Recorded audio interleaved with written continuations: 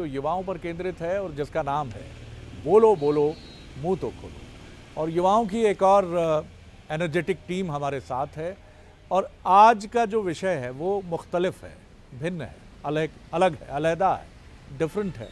इस मायने में कि अब तक हम कोशिश करते रहे हैं कि करंट टॉपिक्स पर जो भी चर्चा में विषय रिसेंट पास्ट में रहे हैं हम उन पर बात करें, लेकिन हमें लगा कि चूंकि मसला युवाओं से जुड़ा है तो कुछ ऐसे विषयों पर भी हम बात करें जो बहुत ही डीपली युवाओं से जुड़ते हैं और वो युवाओं पर भी और उनके पेरेंट्स की जो सीनियर जनरेशन की पीढ़ी है उन दोनों से बहुत ही गंभीरता से जुड़े होते हैं।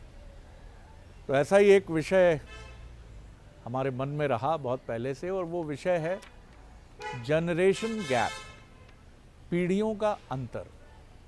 और ये किस जनरेशन में नहीं रहा, क्योंकि ये मैं भी जानना चाहता हूँ। एक पेरेंट्स की तरह हम भी हैं, अपने बच्चे के साथ डील करते हैं और बहुत सारी चीज़ें अब टूट चुकी हैं।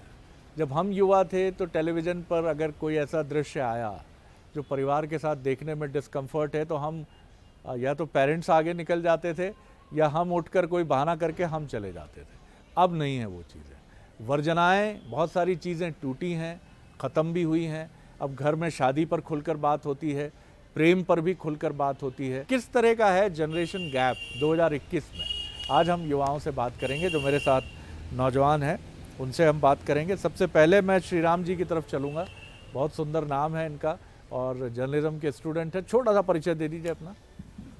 नमस्कार, मेरा नाम श्री राम है और मैं माखनलाल चतुर्वेदी राष्ट्रीय पत्रकारिता एवं संचार विश्वविद्यालय से जनसंपर्क एवं विज्ञापन संकाय से अपनी प्रथम वर्ष मास्टर्स की डिग्री कर रहा हूँ। Hello sir. सर मेरा नाम पल्लवी सुभाष भटकर है और मैंने रिसेंटली ग्रेजुएशन कंप्लीट किया है the Bhopal school of social sciences से और अभी मैं डिफेंस के लिए प्रिपेयर कर रही हूँ। I am a defence aspirant. नमस्कार सर, मेरा नाम रासमणि रघुवंशी है। मैं 4th ईयर लॉ स्टूडेंट हूँ नेशनल लॉ यूनिवर्सिटी ओडिशा से। नमस्ते सर, मेरा नाम सरिता शर्मा है। मैंने the Bhopal school of social science से अपनी ग्रेजुएशन कंप्लीट की है और अभी मैं 4th ईयर में as a technical recruiter job कर रही हूँ। बहुत बढ़िया। सबको मेरी तरफ से नमस्ते। मेरा नाम हितेश पमनानी है। मैं एक सोशल वर्कर हूँ। मेरा एक छोटा सा एनजीओ है मंथन फाउंडेशन के नाम से और करंटली मैं अपने पापा को बिजनेस में असिस्ट कर रहा हूँ। जी, मैं शुक्ला सभी जी, दर्शकों शिवम शुक्ला। जी सर, मैं प्रणाम निवेदित करता हूं आप सभी को। मेरा नाम शिवम शुक्ला है। मैं मूल रूप से देवसर सिंगरौली का रहने वाला हूं। वर्तमान में Jindal school of international affairs Sonipat से मेरा डिप्लोमेसी लॉ एंड बिजनेस में मास्टर्स का कोर्स चल रहा है। बहुत बढ़िया। शुक्ला जी में एक स्वाभाविक आत्मविश्वास है। रासमणि जी से हम शुरू करेंगे। रासमणि, मुझे बताइए कि जनरेशन गैप को आप कैसे समझती हैं? जी सर, मेरे पेरेंट्स काफ़ी लिबरल हैं, तब भी मैं बोलूँगी कि जनरेशन गैप तो है। पर कभी कभार क्या होता है कि मेरे नज़रिए से वो जनरेशन गैप जो मुझे लग रहा है कि मैं क्योंकि 2000 बॉर्न हूँ और ये मेरी जनरेशन है, मेरी सदी है, मेरे पेरेंट्स नहीं समझ पा रहे हैं। कभी कभार वो समझ और तजुर्बे का भी फ़र्क होता है। हम एज़ यंगस्टर्स वो नहीं समझ पाते। कई बार मुझे लगता है कि इन्हें ये सब चीज़ें समझ नहीं आ रही हैं, पर कभी कभार मेरे पेरेंट्स बहुत आगे का समझ के बैठे हुए हैं, इसलिए मुझे रोक रहे हैं। ना वो मुझे अपनी बात समझा सकते हैं क्योंकि मैं तो अड़ी हुई हूँ। जैसे अभी थोड़ी देर पहले हम बात कर रहे थे कि डिबेट एक पॉइंट के बाद, क्योंकि अब मैं अपने 20s में हूँ, मुझ में भी एक अंदर एक थोड़ा सा ईगो आ जाता है कि मुझे भी समझ है कि मैं क्या कर रही हूँ अपनी ज़िंदगी में। हर चीज़ में अपने पेरेंट्स में I am not a kid any more वाली जो मैंटालिटी रहती है, मेरे पेरेंट्स के प्रति मेरा प्यार ज़रूर है, लेकिन मुझे लगता है कि अगर आज मैं इनकी बात मान जाऊँगी तो आगे भी यही चलेगा। अगर मुझे अपनी इंडिपेंडेंट अडल्ट लाइफ अब आगे जाके जीनी है एक वुमेन की तरह जो अपकमिंग है इन हर 20s, तो शायद अब धीरे धीरे मुझे अपनी शर्तें रखना चालू करनी पड़ेंगी। तो नोक झोंक होती है घर में, कभी कभार मेरे पेरेंट्स झुक जाते हैं, कभी मुझे झुकना पड़ता है उनके प्यार के लिए। आप किस तरह देखते हैं इसको? रासमणि का जो अनुभव है वो हमें ये बताता है कि स्थिति कभी भारत पाकिस्तान जैसी नहीं होती। सीमा पर छुटपुट झड़प होती है, झड़प शब्द भी उपयुक्त नहीं होगा, कुछ बातें होती हैं लेकिन वो द्विपक्षीय चर्चाओं के जरिए, बायलैटरल टॉक्स के जरिए बड़ी जल्दी सुलझा ली जाती है। मैं ठीक कह रहा हूँ, लेकिन सब परिवारों में ऐसा हो ऐसा ज़रूरी नहीं। आपका अनुभव क्या है? सर, आपने जैसा कहा कि मैं ग्रामीण इलाके से संबंध रखता हूँ और गांव का शब्द आता है तो वहाँ रूढ़िवादी चीज़ें भी सामने आ ही जाती हैं। वहाँ ये चीज़ें होती हैं, जनरेशन गैप में ये बिल्कुल होती हैं। इसका मैं समर्थन करता हूँ। हमारे घर में भी हमारी दादी हैं, हमारी मम्मी हैं, हमारे पिताजी हैं, तो ये सभी एक के बाद एक अपनी अपनी विचारधाराएं सबकी अलग अलग हो जाती हैं, उनकी अवस्था के अनुसार, उनकी उम्र के अनुसार, और वो हमारे लिए कहीं पर बाधक होती हैं, कहीं पर सपोर्टिव होती हैं, कहीं हमें मदद करती हैं आगे बढ़ने के लिए, कहीं हमें कुछ करने के लिए रोकती हैं। तो कोई बड़ी झड़प हुई हो सीमा पर? सीमा पर छोटी मोटी झड़प होती है, पर अंत में जो निर्णय निकल के आता है वो जो सबसे बड़ा रहेगा, जिसके पास सबसे ज़्यादा आयु की ताकत है और बोलने की ताकत है, वो अंत में जीत जाते हैं और उसकी बातें मानने होता है वो? मेरे लिए हाँ, मुझे मानने अब पड़ते हैं। श्री राम जी को अगर किसी कन्या से प्रेम हो गया, जो बहुत स्वाभाविक है, और वो सजातीय नहीं है, विजातीय है, आपकी कास्ट की नहीं है, माफ़ कीजिएगा, कास्ट पर हम यहाँ नहीं बात कर रहे हैं, बिल्कुल, लेकिन भारत में ये विषय हो जाता है। इन परिस्थितियों में जो परिवार के बड़े हैं वो पंच परमेश्वर होंगे या फिर उनका पलड़ा एक तरफ झुकेगा, ना बचुआ हम ना ही तैयार हैं? हाँ बिल्कुल, हमारे यहाँ तो दादी यही कहेंगे कि लाला तू तो ला ली है, हम का तो विसर गए है। ये मुझे इसके लिए माफ़ कीजिएगा, थोड़ी डिगिंग करनी पड़ी। बिल्कुल नहीं है, ये आवश्यक है, हमारे लिए बोलना तो आवश्यक है। बिल्कुल, बहुत बहुत मुझे अच्छा लगा आपने ऑनेस्टली। पल्लवी, मैं आपकी तरफ आता हूँ। जितना मैं आपकी पर्सनैलिटी को एसेस कर पाया, हम सभी कर पाए, यस सर, एक शर्मीली सी, क्यूट सी एक यंग गर्ल, यस सर। और वो तैयारी कर रही है डिफेंस की, तो yes, घर में डिफेंस के मसले पर कन्फ्रंटेशन हुआ या मान गए वो बड़ी आराम से पेरेंट्स? नहीं सर, डेफिनेटली बहुत प्रॉब्लम हुई थी। मेरे पापा ने शुरू से वो वाला फेज़ देखा है जहाँ पे डिफेंस में लड़कियाँ नहीं थी। सो वो चीज़ कन्विंस करवाना पापा को कि पापा मुझे डिफेंस ज्वाइन करना है। सो फर्स्ट तो उनका क्वेश्चन ये था कि डिफेंस ही क्यों, बाकी सारी चीज़ें क्यों नहीं। Since I was good in studies, बहुत अच्छी थी मैं पढ़ाई में, तो उनको लगता था कि ऑफिस वर्क और ये सब शायद मेरे लिए ज़्यादा बेटर होगा, और बचपन से ही चबी होना, तो फिज़िकल वर्कआउट करना भी मेरे बस का नहीं होगा। सो वो चीज़ों को देख के पापा मेरे लिए सोचते थे कि that I should choose something else, but मेरा हमेशा से ही मन था कि मुझे डिफेंस में जाना है, मतलब जाना है। सो उनको वो चीज़ समझाना कि पापा इसमें ऐसा भी होता है, इसमें ऐसे पर्क्स हैं, सो वो काफ़ी डिफ़िकल्ट था। बट एट द एंड मेरी मम्मी का भी इच्छा थी कि वो भी डिफेंस में जाएं। सो वहाँ से मेरी मम्मी का, हाँ, it is very much clear. हाँ, तो उनका डिफेंस ऐसा था कि वो पुलिस में सर्व करें, बट उनकी जल्दी शादी होने की वजह से उनका नहीं हो पाया। और फिर थोड़ा उस टाइम पे भी ऐसा था ना कि वुमेंस को थोड़ा ज़्यादा प्रेफरेंस नहीं दिया जाता था, और डिफेंस बोला तो फिर अलग ही हो जाता था वो। सो उस चीज़ में मेरी मम्मी ने मुझे बहुत सपोर्ट किया कि if you want you can. So वो चीज़ मुझे बहुत अच्छी लगी। और मैं आपकी मम्मी को प्रणाम करता हूँ यहाँ से। आप कमाल हैं कि आपने अपनी बिटिया के लिए, हमने ये सुना है कि आमतौर पर लड़के जो हैं या लड़कियाँ भी, वो पापा से इंस्पायर होकर, उनकी वर्दी से इंस्पायर होकर सेना या पुलिस में जाती हैं, लेकिन यहाँ जो पल्लवी है, प्यारी सी, क्यूट सी, वो कह रही है मम्मी का सपना पूरा करने के लिए सेना में, आर्म्ड फोर्सेस में जाने का सपना है। सो वहाँ से मेरे आपकी मातृभाषा मराठी है?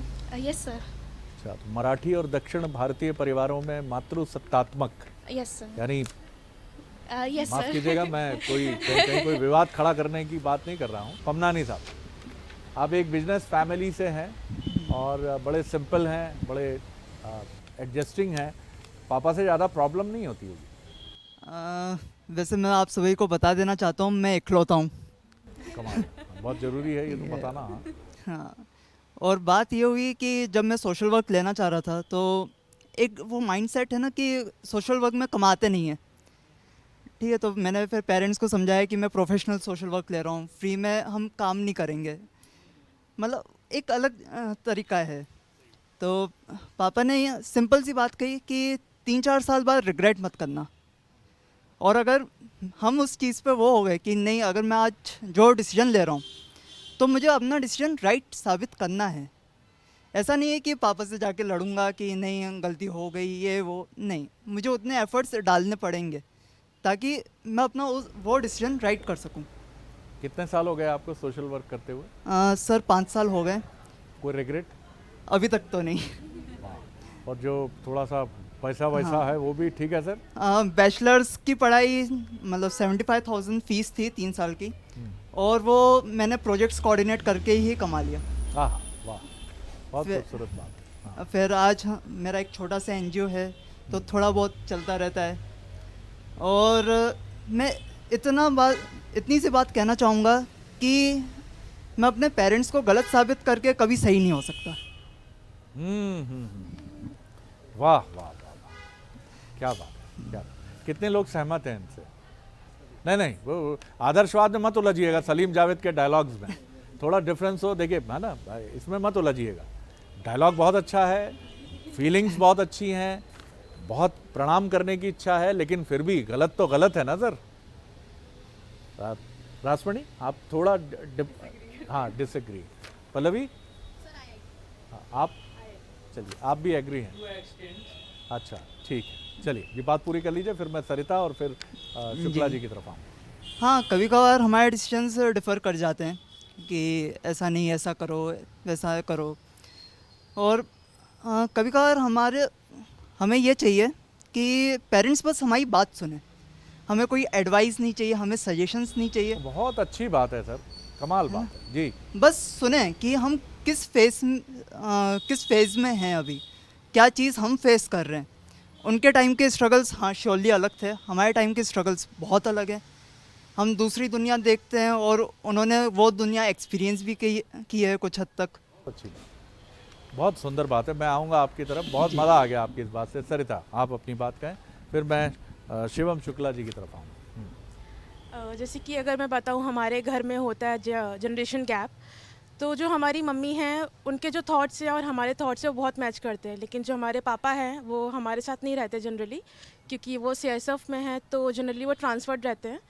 तो जो उनकी जनरेशन की गैप कहा जाए, हम उनसे खुल के बात नहीं कर सकते, लेकिन हम अपनी मम्मी से कुछ भी बोल सकते हैं, चाहे वो हमारे फ्रेंड्स हो, बॉयफ्रेंड्स हो, कुछ भी, हम उनसे कुछ भी बात कर सकते हैं और वो एट द पॉइंट कहीं ना कहीं समझने की कोशिश करती हैं।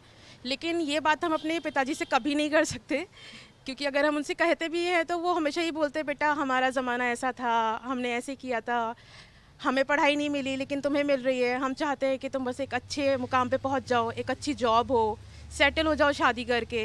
लेकिन हमारी मम्मी चाहती हैं कि हम जॉब कर लें, शादी बहुत दूर की बात है हमारे यहाँ पे, बस हम एक अच्छी जॉब करें, अपना खर्चा निकाल लें, अपने पेरेंट्स को संभाल लें, बस। सरिता ने बहुत अच्छी बात कही है कि जिसको समझें हम, अगर पापा व्यस्त हैं, ऐसी नौकरी में हैं, आप समझ सकते हैं कि CISF एक ऐसा जॉब है ये कि आपको हमेशा टोज़ पर रहना पड़ता है, और ऐसे में जंगलों में नक्सलियों से लड़ते हुए, सुरक्षा करते हुए, और ऐसे में मम्मी का दोस्त होना, यानी अगर दो में से कोई एक मसरूफ़ है या थोड़ा समझने में कंजूस है, तो दूसरे को इक्वली उसको कंपनसेट करना होता है, जो सरिता के यहाँ मम्मी कर रही हैं। जी शिवम जी। जी सर, मेरा सर अपने पेरेंट्स के साथ जो रिश्ता रहा है हमेशा से इवॉल्विंग। हम कोई भी रिश्ता अगर रखते हैं, शुरू में वो थोड़ा कंजर्वेटिव होंगे, फिर जैसे जैसे हमारी उम्र बढ़ती है। क्या करते हैं आपके पेरेंट्स? मेरे पिताजी का सर ट्रैक्टर का बिजनेस है, व्यापार है। मम्मी मेरी हाउसवाइफ हैं सर। कहाँ तक एजुकेटेड हैं वो? मम्मी मेरी ग्रेजुएशन कर रखा है उन्होंने सर। अच्छा जी। और तो सर मैंने देखा है कि समय के अनुरूप धीरे धीरे उन्होंने अपने भीतर भी मेरे लिए परिवर्तन लाने का प्रयास किया है। और सर परिवर्तन जो भी हमारे पेरेंट्स या आधुनिक होने की जो यह जंग है, उसमें एक रात में कुछ नहीं होता, यह एक सतत चलने वाली प्रक्रिया है। तो हमारे पेरेंट्स भी उससे जुड़े हुए हैं, हम भी जुड़े हुए हैं। और सर मुझे एक प्रसंग याद आता है, मैंने पढ़ा था तो मैं आपसे बोल देता हूँ कि उदयनाचार्य 10वीं सदी में एक बड़े कवि हुए थे। और कौन? उदयनाचार्य मिथिला में एक कवि हुए थे, वो अभिनव गुप्त के साथ थे। तो अभिनव गुप्त ने जो ये लिबरल थिंकिंग थी उस जमाने की, आज हम बात कर रहे हैं अपने पेरेंट्स से, तो उस जमाने में उनके पेरेंट्स जो लिबरल सोच वाले रहे होंगे, उनको उन्होंने चैलेंज किया था और नए तरीके से लिबरल थिंकिंग को पूरी रीडिफाइन किया था। तो सर उन्होंने लिखा था स्वयं के लिए 10वीं सदी में उदयनाचार्य ने कि वयम आधुनिका, यानी मैं जो हूँ आधुनिक हूँ। लेकिन सर अगर आज 10वीं शताब्दी से आज तक हम तुलना करें तो काफ़ी कुछ उनकी आधुनिकता तो आज कहीं नहीं रह गई, वह तो आज प्राचीनतम से भी प्राचीन हो चुके हैं। तो सर आधुनिक होना या पेरेंट्स के साथ सामंजस्य बिठाना, यह पूरी तरीके से एक सतत चलने वाली प्रक्रिया है। यह जो संघर्ष होता है हमारे और हमारे अभिभावकों के बीच में, वह हमें बेहतर करने की प्रेरणा देता है और समाज भी शायद इसी तरीके से इतने वर्षों तक खुद को संचालित रख पाया है। पेरेंट्स का जो एटीट्यूड है वो दोस्ताना हो, ये तो बहुत ज़रूरी है, ये मैं भी इत्तेफाक करता हूँ। लेकिन कई बार मैं भी एक पिता के नाते ये महसूस करता हूँ कि मैं बड़ा इरैशनल और इलॉजिकल हो जाता हूँ जब मैं अपने बेटे से बात करता हूँ। मैं उसकी चिंता को नहीं समझता, जैसा बहुत अच्छी बात कही पमनानी जी ने कि आप कम्युनिकेट तो करें, आप समझें तो, सुने तो उसकी मनोदशा क्या है।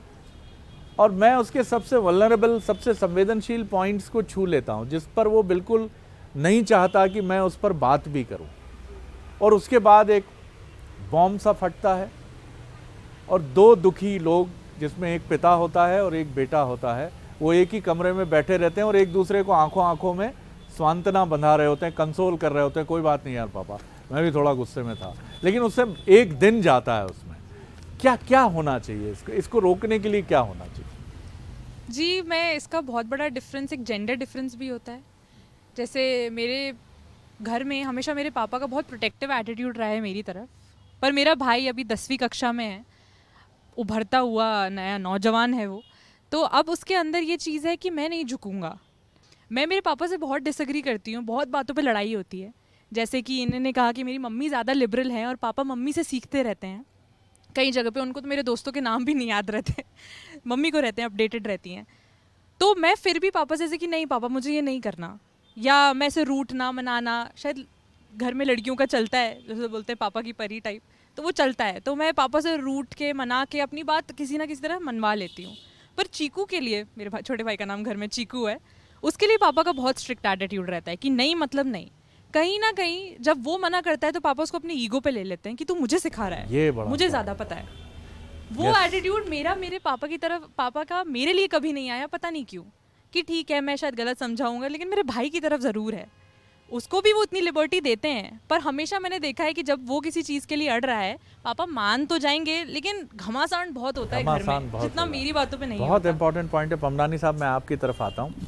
यानी हम पुरुष जो हैं, माफ़ कीजिएगा, इसको कोई जेंडर बायस से मत देखिएगा, हम लोग कम्युनिकेशन में कई बार मिजरेबली फेल होते हैं। हमारा ईगो आ जाता है या हमारी जल्दबाजी है नतीजों पे पहुंचने की। महिलाओं के साथ, चाहे वो बिटिया हो घर में या माँ हो, उनके पास धैर्य है, पेशेंस है। इसीलिए कहा भी जाता है स्त्री को वसुंधरा, धरती की तरह धैर्यशीलता है उसमें, वसुंधरा है वो। तो वसुंधरा का पल्ला भारी है क्या? नहीं, अगर रिश्तेदारी की बात की जाए, जो महिलाएं संभाल सकती है रिश्तेदारी, वो शायद पुरुष नहीं संभाल सकते। क्या बात है, पापा जी नाराज मत होइएगा, मेरा भी यही सच है जी। और जहाँ तक पापा की बात है, तो बहुत बार पापा ने दुनिया देखी है। Yes, you are right sir. लेकिन बात यह है कि पापा कभी मेरी जगह खुद को रख के जब देखेंगे, तब उनको पता चलेगा क्या मैंने स्ट्रगल किया है। ठीक है, जो कि बहुत मुश्किल है। बहुत बार जो बड़े लोग हैं वो अपनी कहानी बताने के लिए आतुरित होते रहते हैं कि नहीं, पुरुष ज़्यादा आतुर होते हैं। हाँ, कहानियाँ वो सब फर्जी कहानियाँ होती हैं, लेकिन बहुत नमक मिर्च मसाला लगाकर पेश करते हैं जी। हमने इतना स्ट्रगल किया है, हम 10 रुपए लेके निकले थे। हाँ, सब एक जैसी होती है। हाँ, जेब में पैसे नहीं थे, ट्रेन में बिना टिकट सफ़र हुआ जी। वही। तो हम हमेशा अपनी कहानी बताने को लिए मतलब रेडी रहते हैं कि नहीं, इसकी बात ख़त्म होगी तो मैं बताऊंगा कि मैंने कैसे स्ट्रगल किया था। लेकिन मैं चाहूँगा कि मेरे पापा कभी मतलब मेरी जगह खुद को रख के देखें, ताकि तभी वो समझ पाएंगे कि क्या चीज़ें मैं फेस कर रहा हूँ। बिल्कुल ठीक है। और तब वो अपने मतलब, सॉरी सर मैं आपको इंटरप्ट कर रहा हूँ, नॉट एट ऑल जी। तब शायद पापा अच्छे से कनेक्ट कर पाएंगे कि उन्होंने हमारी उम्र में क्या चीज़ें फेस की थी। अब मुझे ये बताइए पल्लवी कि जब आपने डिफेंस का फैसला ले लिया, यस सर, माँ का सपना था वो आप पूरा कर रही हैं, यस सर। पापा से बात करने में क्या कुछ हिचकिचाहट होती है या कहीं कुछ ऐसा लगता है? क्योंकि हम ये देख रहे हैं कि महिलाएं बड़ा अच्छा कम्युनिकेशन कर रही हैं और पापा लोग यानी हम पुरुष लोग थोड़ा सा इसमें कमज़ोर पड़ रहे हैं। एक्चुअली मेरी एक सिस्टर और है, सो मेरे पापा की ना थोड़ा प्रोटेक्टिव नेचर उनका भी है, और वो ज़्यादा हम लोगों को से ऐसा रहता है कि हमें बुरा ना लगे। सिंस मेरी मम्मी हमसे ज़्यादा अच्छा कम्युनिकेट करती है, तो वो मम्मी को बोलते हैं कि तुम उनको ऐसा बोलो, बट वो डायरेक्टली नहीं बोलते क्योंकि उन्हें डर रहता है कहीं हम उनसे नाराज़ ना हो जाएं। सो हमारा जो कम्युनिकेशन है हमारे पापा ने ही मम्मी से थ्रू करवाया है कि हम मम्मी को सारी चीज़ें बताएं, क्योंकि एक चीज़ होती है कि पापा कभी ना कभी जब बेटियां बड़ी हो जाती हैं तो वो ज़्यादा कम्युनिकेशन करने में हिचकिचाते हैं, क्योंकि बहुत सारी चीज़ें होती हैं जिसमें हम उनसे डायरेक्ट कम्युनिकेशन नहीं कर पाते। तो वो, हाँ, वो होना चाहिए। हम कोशिश करते हैं मैक्सिमम चीज़ों पर बताने की, बट यूजुअली पापा प्रेफर करते हैं कि वो मम्मी को सारा बता देंगे, सो एटलीस्ट मम्मी से कम्युनिकेशन करें, कोई मन में बात ना रखें। सो वो चीज़ मेरे लिए वो रही थी कि मैंने मम्मी को कम्युनिकेट किया था, पापा को भी किया था, दोनों को साथ में बिठा के किया था, बट मेरी मम्मी पापा को कन्विंस किए जा रही थी। हाँ वो भैया बॉयज़, ये चिंता की बात है कि लड़कियां परी हैं और लड़के परा क्यों नहीं हो रहे हैं मम्मी पापा के लिए सर, ये बड़ी चिंता की बात है। यानी लड़कियों को लेकर पापा की भी बढ़िया फीलिंग है कि नहीं बिटिया डिसिप्लिन्ड है, करियर बना लेगी, यानी लड़कों को लेकर चिंता है। जो लड़के यहाँ हैं क्या सहमत हैं कि वो लड़की की तुलना में, मुझे बताइए श्री राम जी, कि लड़की की तुलना में लड़के को लेकर ज़्यादा चिंता है कि ये करियर भी ठीक से नहीं चलाएगा, शादी में भी कुछ गड़बड़ कर लेगा, बाद की ज़िंदगी में भी झमेला खा के गएगा कि घाटा खा गए पापा जी, अब सेटल करिए लाइफ। अब ऐसी बातें तो मैं ऐसे टीवी पे कहूँगा और फिर पापा जी देखेंगे तो क्या ही कहेंगे। पर नहीं है, सच्ची है, कुछ तो सच्चाई है सर। जो सच्चाई है मैं आपके बीच रखता हूँ। जब पापा जी से इस विषय पे बात होती है कैरियर पे, तो वो कहते हैं कि मैं अकेला हूँ, मेरी 3 बहनें हैं, वो ये कहते हैं कि तुम ही मेरे भविष्य का सहारा हो, बिटिया ब्याह के दूसरे घर चली जाएंगी और तुम जो हो मेरे पास रहोगे, गांव में रहेंगे, भोपाल में रहेंगे, जहाँ भी रहेंगे, पर तुम ही मेरे जीवन का सहारा हो, तो तुम्हारी जो दिशाएं हैं वो सही होनी चाहिए। और क्योंकि तुम हमारी नैया पार लगाने वाले हो, तो पहले अपनी नैया अच्छे से पार लगाओ। तो ये चीज़ें, ये सब नैया ज़्यादा बेहतर पार लगाने वाली है। और शादी के बाद उस घर से रहने पर भी मैं एक छोटा किस्सा सुनाता हूँ। एक बार मेरे जो बॉस थे, पिछले बॉस, इस जॉब के पहले के बॉस, बात शेयर करने की है इसलिए कर रहा हूँ, कि उन्होंने कहा कि बेटे और बेटी दोनों को पता चला, उन्होंने नहीं बताया, हमें पता चला कि उनको कुछ पैसों की ज़रूरत है। बिटिया उनकी यूएसए में है, माँ से कन्वर्सेशन में जैसे ही बिटिया को पता चला, 15 मिनट के भीतर पापा के अकाउंट में पैसे आ गए थे। बेटे साहब को भी पता चला, उन्होंने भी जिम्मेदारी निभाई, लेकिन 3 दिन लग गए थे उसको निभाने में। 3 दिन बाद उन्होंने कहा कि मैं वो पैसे भेज रहा हूँ, तो माँ ने बड़े गर्व से कहा रहने दीजिए, 15 मिनट में ही बिटिया रानी ने भेज दिए थे। तो ये चिंता मत करिए, पापा जी को बोलिए 3 बेटियां हैं, ट्रिपल पार है उनके पास, कोई पंगा लेने की ज़रूरत नहीं है। जी शुक्ला जी। सर स्वाभाविक है कि हम एक पितृसत्तात्मक समाज में रहते हैं, तो वहाँ पे पुरुषों से या फिर जो मेल चाइल्ड होता है उससे अपेक्षाएं ज़्यादा रहती है। तो मेरी एक छोटी बहन है, तो उसके कंपैरिजन में जो परिवार का दारोमदार है, एक लीगेसी को कंटिन्यू करने की बात है, तो उसकी जिम्मेदारियाँ मेरे पेरेंट्स मुझसे ज़्यादा अपेक्षाएँ रखते हैं। और शायद यही कारण है कि बचपन से मुझ में ज़्यादा इन्वेस्ट भी किया गया है। उस नज़रिए से भी अगर सर हम देखें तो उनकी अपेक्षाएं भी उसी अनुरूप रहती हैं जितना उन्होंने इन्वेस्टमेंट किया है मेरे पीछे।